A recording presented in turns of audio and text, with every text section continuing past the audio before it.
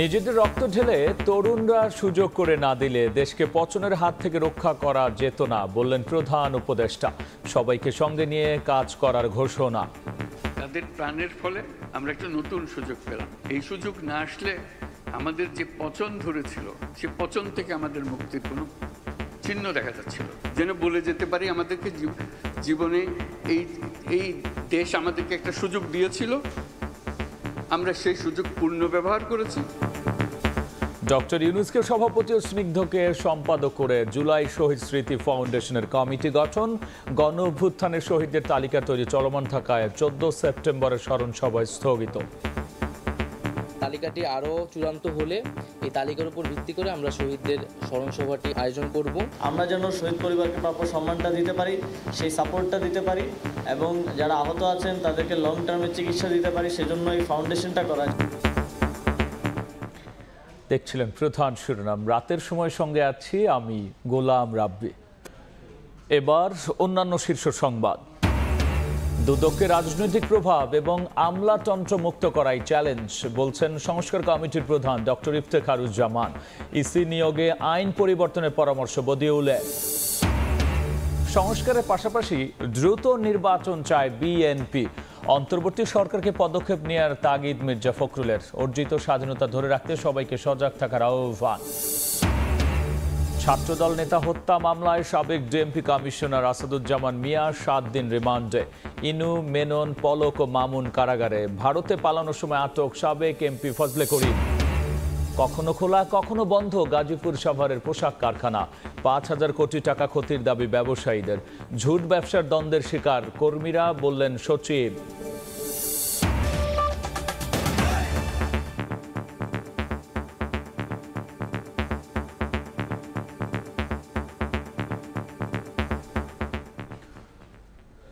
অন্তর্বর্তী সরকারের প্রধান উপদেষ্টা ডক্টর মোহাম্মদ ইউনূস বলেছেন, তরুণরা সুযোগ করে না দিলে দেশকে পচনের হাত থেকে রক্ষা করা যেত না। দেশ গড়ার সুযোগ বারবার আসে না উল্লেখ করে তিনি সবাইকে সঙ্গে নিয়ে কাজ করার ঘোষণা দিয়েছেন। ইন্টারন্যাশনাল চেম্বার অব কমার্সের আয়োজনে ন্যাশনাল বিজনেস ডায়ালগ অনুষ্ঠানে বক্তব্য রাখেন প্রধান উপদেষ্টা। এ সময় তিনি শ্রমিক মালিক সম্পর্ক আরও দৃঢ় করার আহ্বান জানিয়েছেন। তিনি বলেছেন, স্বল্পোন্নত হিসেবে উত্তরণের পর বাংলাদেশকে শক্ত প্রতিযোগী হিসেবে গড়ে তুলতে হবে। অন্তর্বর্তী সরকার গঠনের 1 মাস পার করে দেশের শীর্ষ ব্যবসায়ীদের নিয়ে আনুষ্ঠানিক সংলাপে যোগ দিলেন প্রধান উপদেষ্টা doctor Mohammad Yunus. International chamber of কমার্সের আয়োজনে ন্যাশনাল বিজনেস ডায়ালগ শীর্ষক এই অনুষ্ঠানে ছিলেন প্রথিতযশা ব্যবসায়ী এবং উদ্যোক্তারা। অনুষ্ঠানের শুরুতেই ছাত্র জনতার অভ্যুত্থানে নিহতদের স্মরণে নীরবতা পালন এবং মোনাজাত করা হয়। ব্যবসায়ী নেতৃবৃন্দ এবং সরকারের উপদেষ্টাদের পর বক্তব্য রাখেন ডক্টর ইউনূস। প্রধান উপদেষ্টার সাফ বার্তা, নিজেদের রক্ত ঢেলে নতুন দেশ গড়ার যে সুযোগ দিয়েছে তরুণরা, তা হাতছাড়া করলে পথ হারাবে দেশ। এটা সাধারণ একটা রাজনৈতিক আন্দোলন ছিল না। এই সুযোগ না আসলে আমাদের যে পচন ধরেছিল সে পচন থেকে আমাদের মুক্তির কোনো চিহ্ন দেখা যাচ্ছিল না। আমরা আর পচন নয়, আমরা সুস্থ জাতি হিসেবে, সবল জাতি হিসেবে দাঁড়াতে চাই। সে নতুন বাংলাদেশ গড়বই। অতীত আপনাকে আর টানবে না। যে সুযোগ আর কখনো আসে কিনা জানি না, এই সুযোগ হারিয়ে ফেললে জাতির কাছে আর কিছুই অবশিষ্ট থাকবে না। ডক্টর ইউনূসের আহ্বান, স্বল্পোন্নত কাতার থেকে উত্তরণের পর দেশকে আরও বড় প্রতিযোগী হয়ে গড়ে উঠতে হবে। সব বিষয় আমরা জানি না, আমাদের অভিজ্ঞতা নাই, কিন্তু একযোগে কাজ করলে অভিজ্ঞতা তো এসে যাবে। যদি আমরা লো ইনকাম কান্ট্রি থেকে মিড ইনকাম কান্ট্রিতে চলে যাই তাহলে অনেক সুযোগ সুবিধা হারিয়ে ফেলবো। কিন্তু সেই প্রতিযোগিতায় শক্ত প্রতিযোগী হওয়ার জন্য আমরা সামর্থ্য অর্জন করতে চাই, আমরা পেছনে থাকতে চাই না। পুরো সমাজকে বদলে দিতে সামাজিক ব্যবসা মডেলের কথাও সবাইকে স্মরণ করিয়ে দেন প্রধান উপদেষ্টা। আমি যতদিন আছি আপনাদেরকে খালি উৎসাহিত করবো, সামাজিক ব্যবসা করেন, যা ব্যবসা করেন, টাকা পয়সা করেন, অসুবিধা নেই, পাশে একটা সামাজিক ব্যবসা করেন। সামাজিক ব্যবসাটা কি? এমন ব্যবসা যে স্বনির্ভরশীল, নিজের টাকায় নিজে চলতে পারে। টাকা রোজগার করা খুব আনন্দের জিনিস। Making money is happiness, making other people happy is a super happiness. নতুন দেশ গড়ার পথে সবাইকে পাশে চান বর্তমান সরকারের নেতৃত্বে থাকা নোবেল জয়ী এই অর্থনীতিবিদ। এই নতুন বাংলাদেশের জন্য যা আছে তাই করব, যেন বলে যেতে পারি আমাদেরকে জীবনে এই দেশ আমাদেরকে একটা সুযোগ দিয়েছিল, আমরা সেই সুযোগ পূর্ণ ব্যবহার করেছি। আমরা সেই অতীতের পচা বাংলাদেশ থেকে আমরা একটা নতুন তরতাজা বাংলাদেশ সৃষ্টি করেছি। দেবাশিস রায়, সময় সংবাদ, ঢাকা। বৈষম্য বিরোধী ছাত্র আন্দোলনে শহীদ পরিবারের সহায়তা ও চিকিৎসার ব্যয়ভার বহনে গঠিত জুলাই স্মৃতি ফাউন্ডেশনের সভাপতি হিসেবে ডক্টর মোহাম্মদ ইউনূস এবং সাধারণ সম্পাদকের দায়িত্ব পালন করবেন শহীদ মুগ্ধর ভাই স্নিগ্ধ। বৃহস্পতিবার উপদেষ্টা পরিষদের বৈঠক শেষে ব্রিফিংয়ে কথা জানান যুব ও ক্রীড়া উপদেষ্টা আসিফ মাহমুদ। গণহত্যার বিচারের স্বার্থে আইনি প্রক্রিয়ায় শেখ হাসিনাকে প্রত্যাবর্তন করা হবে বলেও জানিয়েছেন পরিবেশ উপদেষ্টা সৈয়দা রিজওয়ানা হাসান। শহীদ পরিবারের দায়িত্ব নেওয়া সহ আহতদের চিকিৎসার ব্যয়ভার বহন করতে গঠন করা হয় জুলাই স্মৃতি ফাউন্ডেশন। বৃহস্পতিবার উপদেষ্টা পরিষদের বৈঠক শেষে ব্রিফিংয়ে যুব ও ক্রীড়া উপদেষ্টা আসিফ মাহমুদ জানান, ডক্টর মোহাম্মদ ইউনূসকে সভাপতি ও শহীদ মুগ্ধর বড় ভাই স্নিগ্ধকে সাধারণ সম্পাদক করে গঠন করা হয়েছে 21 সদস্যের কমিটি। যে কোনো সরকারি আসুক, আমরা যেন শহীদদেরকে তাদের প্রাপ্য, শহীদ পরিবারকে প্রাপ্য সম্মানটা দিতে পারি, সেই সাপোর্টটা দিতে পারি এবং যারা আহত আছেন তাদেরকে লং টার্মের চিকিৎসা দিতে পারি, সেজন্য এই ফাউন্ডেশনটা করা। ব্রিফিংয়ে পরিবেশ ও জলবায়ু বিষয়ক উপদেষ্টা সৈয়দা রিজওয়ানা হাসান জানান, দেশের ব্যাংকগুলোতে থাকা বিভিন্ন ফান্ড পুনরুদ্ধারে কাজ শুরু করেছেন তারা। বেশ বড় সিগনিফিকেন্ট অ্যামাউন্ট অফ পাবলিক মানি তো আটকে আছে, কাজে মিটিংটা খুব দ্রুত হবে। এখন বাস্তব অবস্থা ব্যাংকগুলোর তো আমাদেরকে বিবেচনায় নিতে হবে, নিয়ে তারপরে কত সময়ের মধ্যে তারা দিতে পারবে এটা তারা বলবে। এছাড়া রাজনৈতিক দলগুলোর সঙ্গে সংলাপের ভিত্তিতে সংস্কারের পরেই নির্বাচনী কার্যক্রম হাতে নেওয়া হবে বলেও জানান জলবায়ু বিষয়ক উপদেষ্টা। সংলাপের মাধ্যমে রাজনৈতিক মতৈক্য গড়ে সংস্কার বিষয়ে সুনির্দিষ্ট অঙ্গীকার, সুনির্দিষ্ট কোনো ক্ষেত্রে সংশোধনী এনে তারপরেই আমরা নির্বাচনের কথা ভাবছি এবং রাজনৈতিক দলগুলো ইতিমধ্যে স্পষ্ট করেছে যে আগে সংস্কার, পরে তারা নির্বাচনে যেতে চায়। আগামী 2-3 সপ্তাহের মধ্যে দেশে চলমান লোডশেডিং সমস্যা সমাধানের চেষ্টা চলছে বলেও ব্রিফিংয়ে জানানো হয়। বাস্তবতাটাও ভিন্ন। সাদিকুর রহমান, সময় সংবাদ, ঢাকা।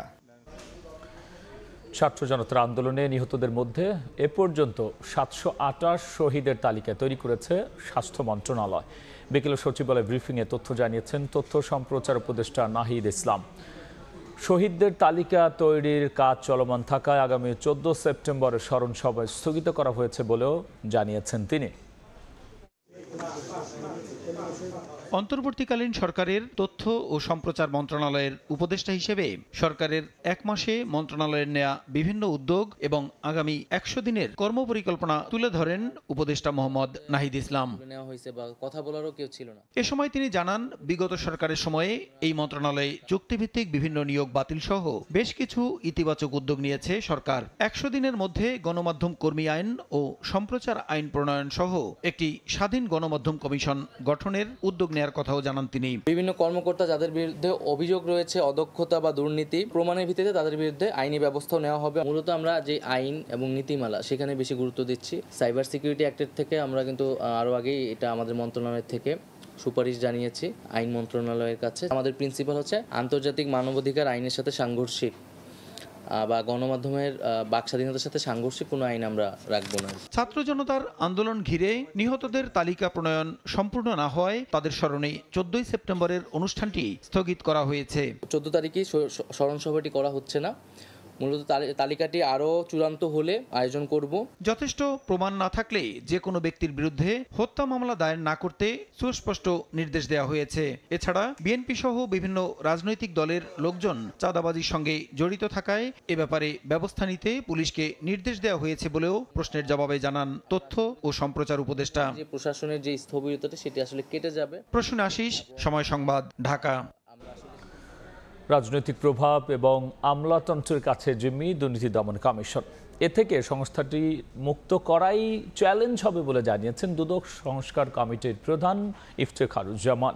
তিনি মনে করেন দুদকের উচ্চ পর্যায়ে নিয়োগে এমন কাউকে থাকতে হবে যারা ব্যক্তি জীবনে রাজনীতির প্রভাব মুক্ত। আবার এর পাশাপাশি দুদকের আলাদা প্রসিকিউশন টিম থাকার প্রয়োজনীয়তা রয়েছে বলেও উল্লেখ করেছেন তিনি।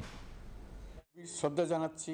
গণ আন্দোলনের পরিপ্রেক্ষিতে দায়িত্ব নেয়া অন্তর্বর্তী সরকারের মূল লক্ষ্য রাষ্ট্রের বিভিন্ন প্রতিষ্ঠান সংস্কার করা। এরই ধারাবাহিকতায় বুধবার জাতির উদ্দেশ্যে দেয়া ভাষণে 6টি সাংবিধানিক প্রতিষ্ঠান সংস্কারে কমিশন গঠনের কথা জানান প্রধান উপদেষ্টা ডক্টর মোহাম্মদ ইউনূস, যার মধ্যে দুর্নীতি দমন সংস্কার কমিশনের প্রধান হিসেবে নাম ঘোষণা করা হয় টিআইবির নির্বাহী পরিচালক ডক্টর ইফতেখারুজ্জামানের। তাৎক্ষণিক প্রতিক্রিয়ায় বৃহস্পতিবার ইফতেখারুজ্জামান বলেন, দুদক রাজনৈতিক প্রভাব এবং আমলাতন্ত্রের কাছে জিম্মি, এর থেকে প্রতিষ্ঠানটিকে মুক্ত করাই বড় চ্যালেঞ্জ। কমিশনার নিয়োগের ক্ষেত্রে যাদেরকে নিয়োগ দেওয়া হয়েছিল দলীয় রাজনৈতিক বিবেচনায় নিয়োগ দেওয়া হয়। যদিও একটা নিয়োগের জন্য প্রক্রিয়া নির্ধারণ করা আছে আইনগতভাবে বিধি অনুযায়ী, কিন্তু সেটা নামমাত্র অনুসরণ করা হয় বা অনেক ক্ষেত্রে অনুসরণ করা হয়নি। এমন একটা পর্যায়ে চলে গেছে এখন আমলাতন্ত্রের হাতে দুদক জিম্মি, রাজনৈতিক প্রভাবের হাতে জিম্মি। দুদকের উচ্চ পর্যায়ে এমন ব্যক্তিদের নিয়োগ দিতে হবে যারা ব্যক্তিজীবনে রাজনৈতিক প্রভাব ও দুর্নীতিমুক্ত। পাশাপাশি দুদকের আলাদা প্রসিকিউশন টিম থাকা প্রয়োজন বলেও উল্লেখ করেন ইফতেখারুজ্জামান। দুদক যেটা বলছে সেটা হচ্ছে যে আমরা যখন যাদের বিরুদ্ধে অভিযোগ তারা যখন ক্ষমতায় থাকে তখন আমরা পদক্ষেপ নিতে আমরা পারি না, এরকম একটা। এই ধরনের দুদক দিয়ে তো বাংলাদেশে যে নতুন বাংলাদেশের স্বপ্ন সেটা চলবে না। দুদকের নিয়োগের ক্ষেত্রে এমন ব্যক্তিবর্গকে দিতে হবে যাদের পেশাগত জীবনে, তাদের ব্যক্তিগত জীবন আচরণে এক তো অবশ্যই দুর্নীতিমুক্ত থাকতে হবে এবং বিশেষ করে দলীয় রাজনৈতিক প্রভাব থেকে মুক্ত হতে হবে। পরবর্তী যে কোনো সরকারের অধীনে রাষ্ট্রীয় প্রতিষ্ঠানগুলো যেন স্বাধীনভাবে কাজ করতে পারে, সংস্কার কমিশন সেই দিকটিকে বিশেষ গুরুত্ব দেবে বলেও জানান ইফতেখারুজ্জামান। তাজওয়ার মাহমিদ, সময় সংবাদ, ঢাকা। নির্বাচন কমিশনের নিয়োগে আইন পরিবর্তন করতে হবে বলে মনে করছেন নির্বাচন ব্যবস্থা সংস্কার কমিশনের প্রধান ডক্টর বদিউল আলম মজুমদার। তিনি বলেছেন, চলমান আইনে সরকার যাকে খুশি তাকেই নিয়োগ দিতে পারে। হলফনামার বিধান, আরপিও সহ রাজনৈতিক দলের মনোনয়ন প্রদানের বিভিন্ন বিষয়ে দেশের নির্বাচন ব্যবস্থা সংস্কার প্রয়োজন বলেও মত তার। বিগত আওয়ামী সরকারের আমলে দেশে অনুষ্ঠিত হয় 3টি জাতীয় সংসদ নির্বাচন, যার নেতৃত্বে ছিল রকিব, হুদা ও আউয়াল কমিশন। 3 জাতীয় নির্বাচনের স্বচ্ছতা নিয়েও উঠেছিল প্রশ্ন, যার সবশেষ নজির 2024 সালে অনুষ্ঠিত দ্বাদশ জাতীয় সংসদ নির্বাচনে আওয়ামী লীগ ও জাতীয় পার্টি ছাড়া বড় কোনো দলের নির্বাচনে অংশ না নেয়া, যেখানে ভোটার উপস্থিতি 41.8% থাকলেও প্রশ্ন উঠেছিল অনেক। গত 5 আগস্ট আওয়ামী সরকার প্রধান শেখ হাসিনা পদত্যাগ করে দেশ ছেড়ে পালালে নির্বাচন কমিশনের কর্মকর্তাদের পদত্যাগের দাবি ওঠে। দাবি মেনে পদত্যাগ করেন সিইসি সহ অন্যান্য কমিশনাররা। বৈষম্যহীন, 25 আগস্ট জাতির উদ্দেশ্যে দেয়া ভাষণে প্রধান উপদেষ্টা ডক্টর মোহাম্মদ ইউনূস জানিয়েছিলেন, নির্বাচন কমিশনকে সংস্কার করে যে কোনো সময় আদর্শ নির্বাচনের জন্য প্রস্তুত রাখা হবে। এরই পরিপ্রেক্ষিতে 6 বিশিষ্ট নাগরিককে করা হয় এই সংস্কার কমিশনের প্রধান, যার মধ্যে নির্বাচন ব্যবস্থা সংস্কার কমিশনের প্রধান হয়েছেন সুশাসনের জন্য নাগরিক সুজনের প্রতিষ্ঠাতা সম্পাদক ডক্টর বদিউল আলম মজুমদার। নির্বাচন কমিশন নিয়োগ আইনে দুর্বলতা দেখছেন তিনি। নির্বাচন কমিশন নিয়োগ আইন, সেখানে দুর্বলতা রয়েছে। এই আইনটা মোটেও যুগোপযোগী নয়। এই আইন দিয়ে সরকার যাকে চায় তাকে নিয়োগ দেওয়া সম্ভব নয়। এটা মূলত আগে যে প্রজ্ঞাপন ছিল ওই প্রজ্ঞাপনটাকে আইনের খোলসে তোরা সংসদে পাশ করেছে, ওটার মধ্যে পরিবর্তন আনা দরকার। হলফনামার বিধান, রাজনৈতিক দলের মনোনয়ন প্রদান ব্যবস্থা ও আরপিওর ক্ষেত্রেও পরিবর্তন আনা দরকার বলে মনে করেন বদিউল আলম মজুমদার। আরও পরিবর্তন আনা দরকার হলফনামা।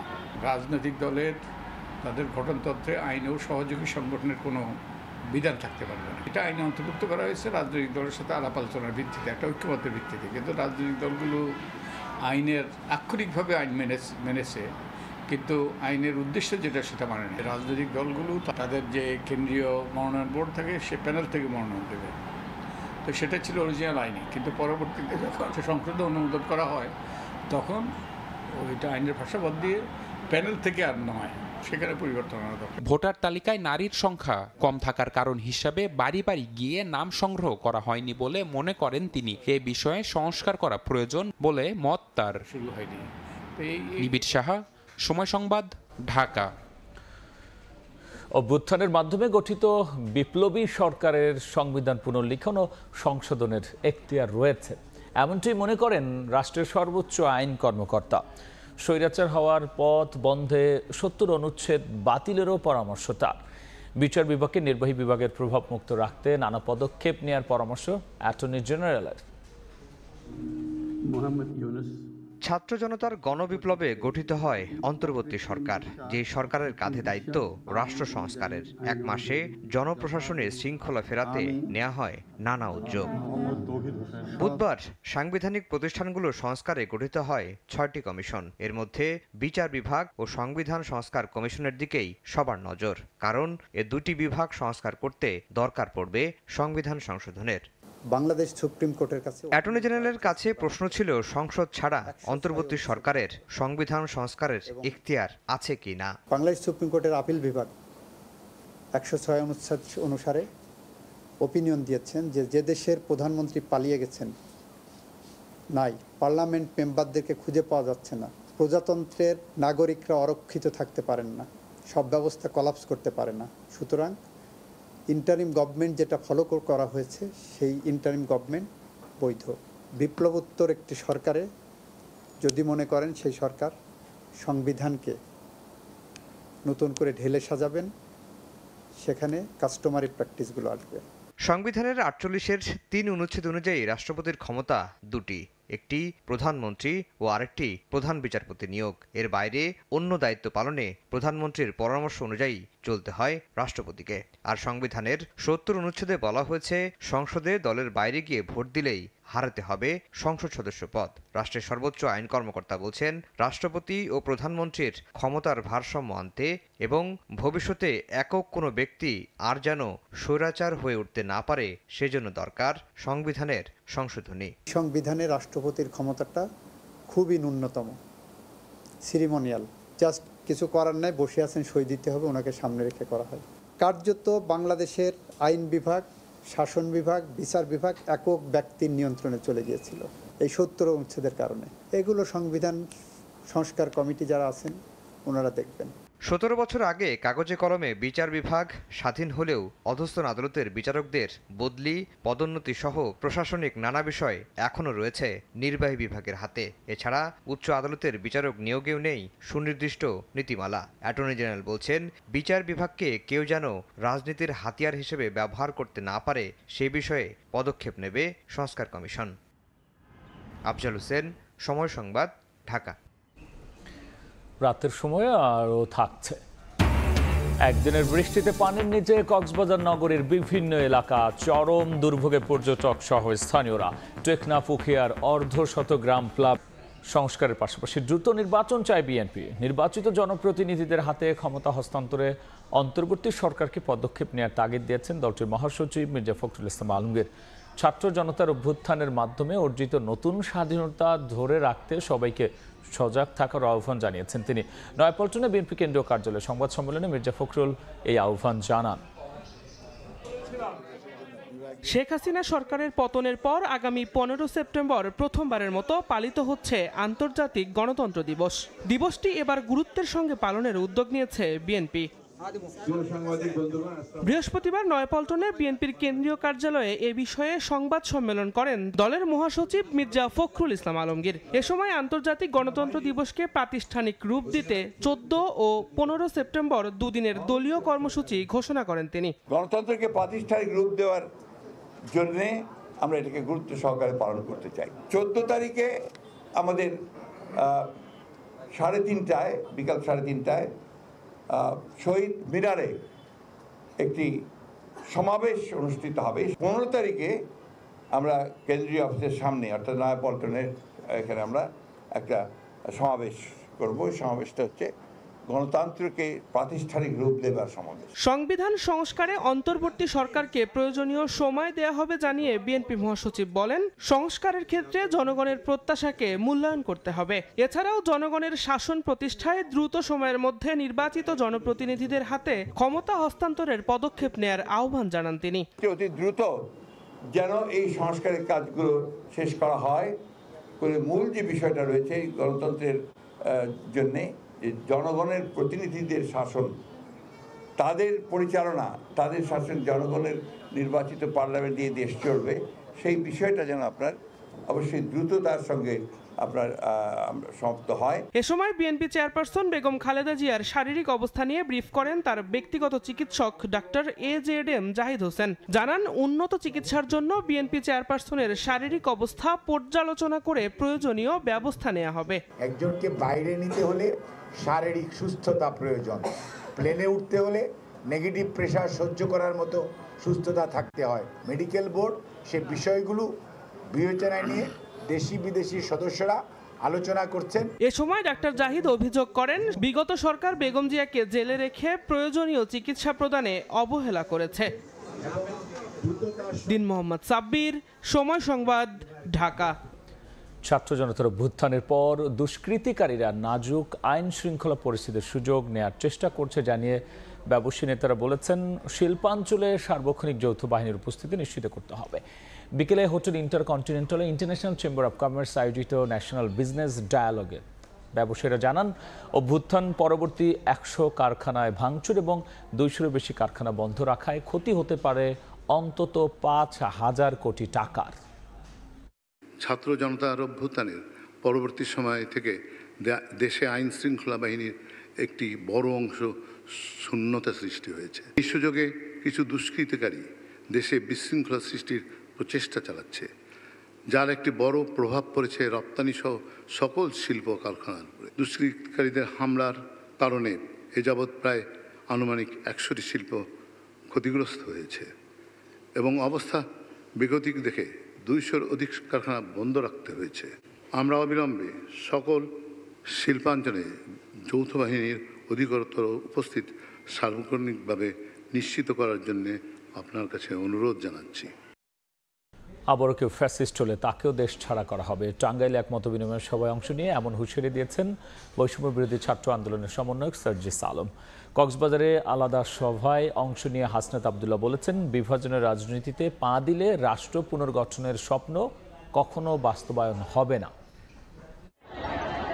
রাষ্ট্র সংস্কারে কি ভাবছে তরুণরা? এ নিয়ে মতামত শুনতেই জেলায় জেলায় সফর করছেন বৈষম্য বিরোধী ছাত্র আন্দোলনের কেন্দ্রীয় সমন্বয়করা। একই সঙ্গে দেখা করছেন ছাত্র আন্দোলনে নিহতের স্বজনদের সঙ্গেও।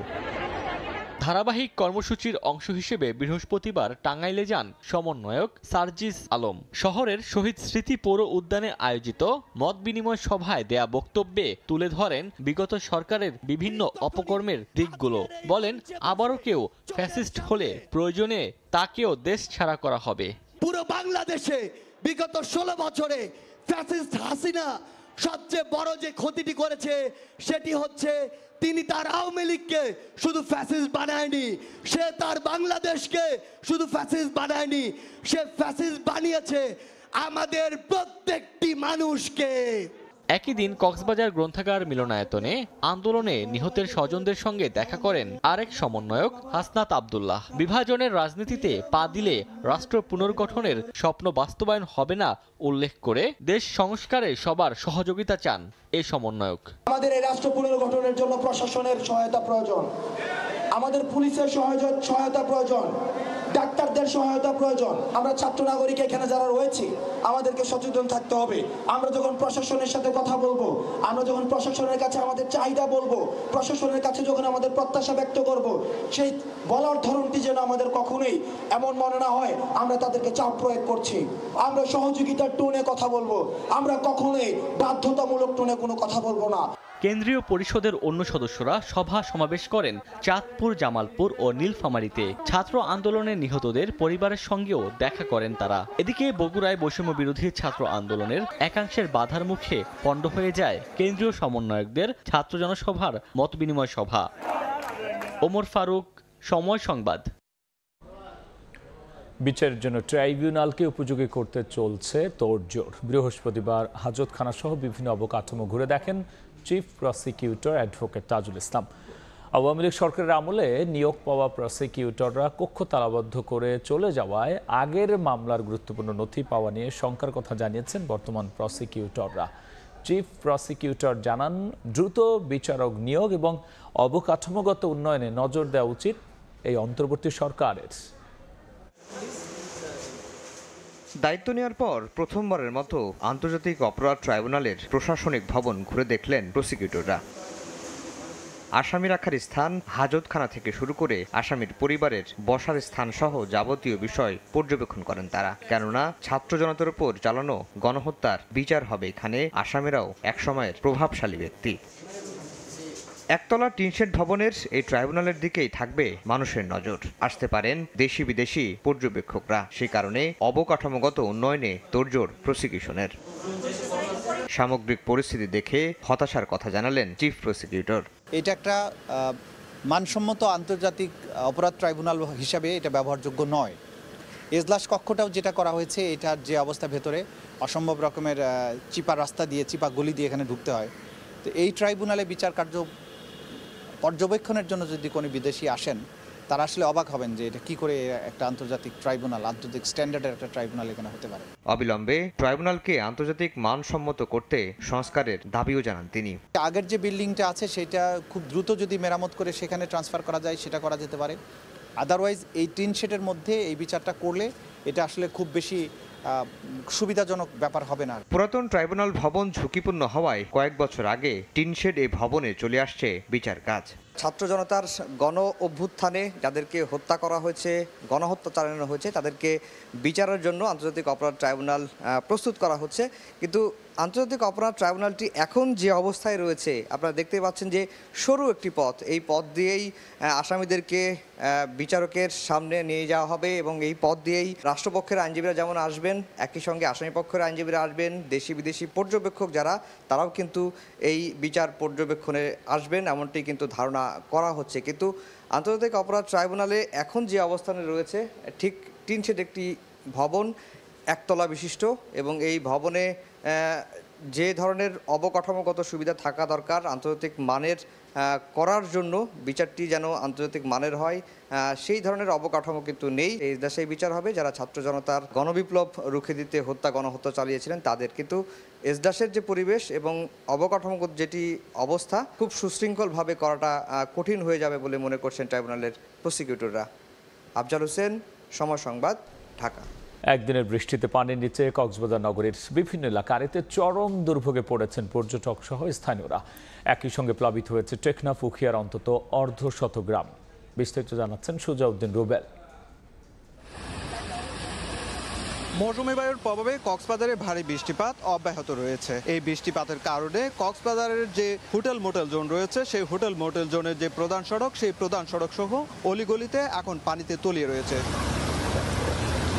শুধু হোটেল মোটেল জোন নয়, কক্সবাজার শহরের ট্যাগপাড়া থেকে শুরু করে তারাবুনিয়ার ছড়া এবং অন্যান্য যে বার্মিজ মার্কেট, গোলদিঘির পার, সব জায়গায় এখন পানিতে সয়লাভ। বিশেষ করে সড়কগুলোর যে নালা নর্দমা রয়েছে সেগুলো বালিতে ভরাট হয়ে গেছে, যার কারণে কিন্তু পানি স্বাভাবিকভাবে নালা দিয়ে যেতে পারছে না। পানিগুলো সড়কে উপচে গিয়েছে এবং প্রধান সড়ক পানিতে কানায় কানায় পূর্ণ।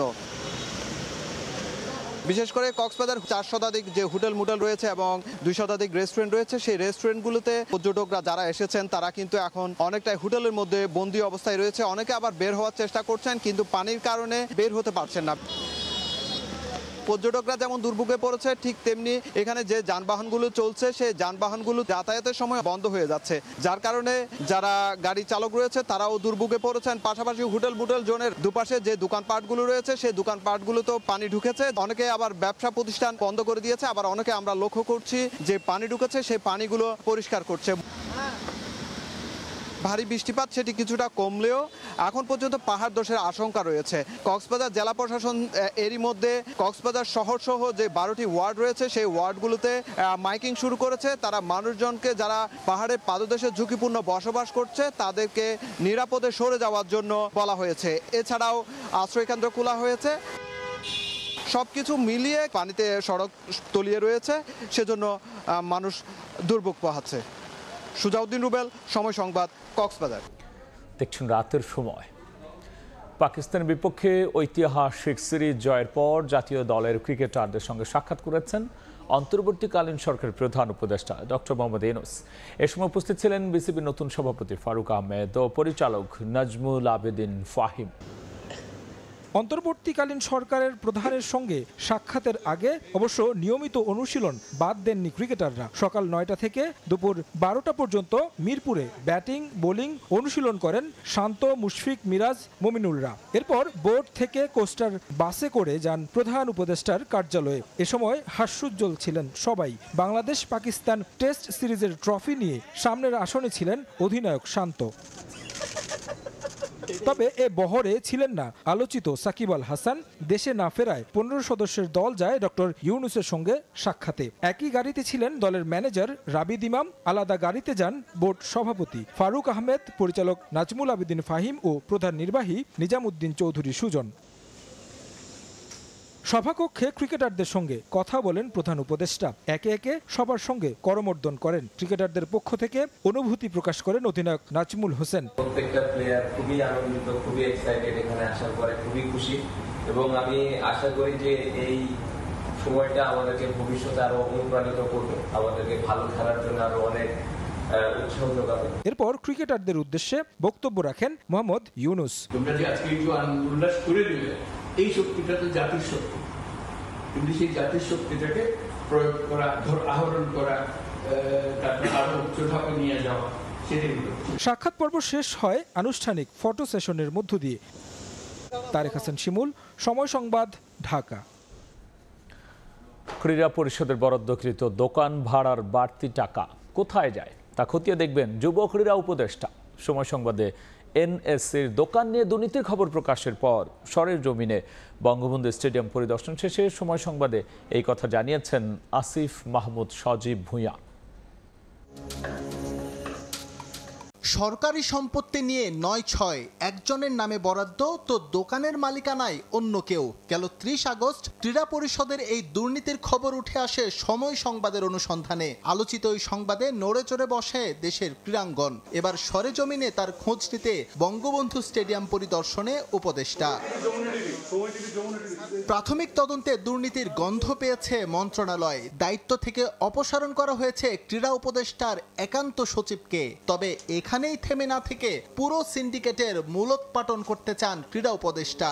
অধিকতর তদন্তের জন্য যাচাই বাছাই করবেন পুরনো সব নথি। এক্সট্রা ভাড়াটা কোথায় যায়, কাকে দিচ্ছে, এটা আমাদেরকে বের করতে হবে, এবং এগুলোর সাথে আমাদের মন্ত্রণালয় থেকে বা এনএসসি থেকে, যেহেতু এনএসসি থেকে কেউ জড়িত কিনা সেটাও আমরা খতিয়ে দেখব। বাস্তবতার নিরিখে দোকান বরাদ্দের সেকেলে নীতি থেকে বেরিয়ে আসতে চান ক্রীড়া উপদেষ্টা। বর্তমান বাজার মূল্য যাচাই করে নতুন করে বরাদ্দ হবে এনএসসির দোকান। মাঝে থাকবে না কোনো মধ্যস্বত্বভোগী। এনএসসির আয় বাড়িয়ে ফেডারেশনগুলোর বরাদ্দ বাড়ানোর জন্যই এই পরিকল্পনা হাতে নিয়েছেন দিন বদলের এই পতাকা বাহক। সার্ভে করব, সার্ভের মাধ্যমে বর্তমানে কি অবস্থায় আছে, মার্কেট স্ট্যান্ডার্ডটা কি, ওই অনুযায়ী নির্ধারণ করে আবার নতুন করে সেগুলোকে পুনরায় ভাড়া দেব। পাশাপাশি ক্রীড়া পরিষদের আরও যেসব অসঙ্গতি রয়েছে তা খতিয়ে দেখতে দ্রুতই কাজ শুরু হবে বলে ইঙ্গিত মিলেছে।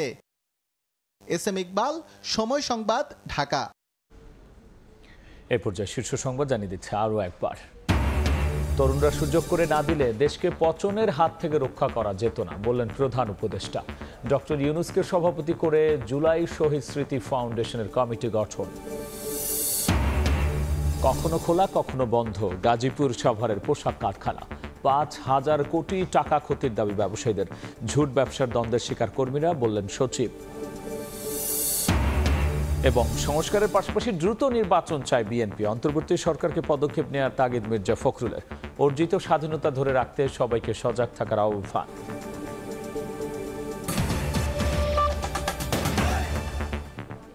এই ছিল রাতের সময়। সঙ্গী থাকুন সময়।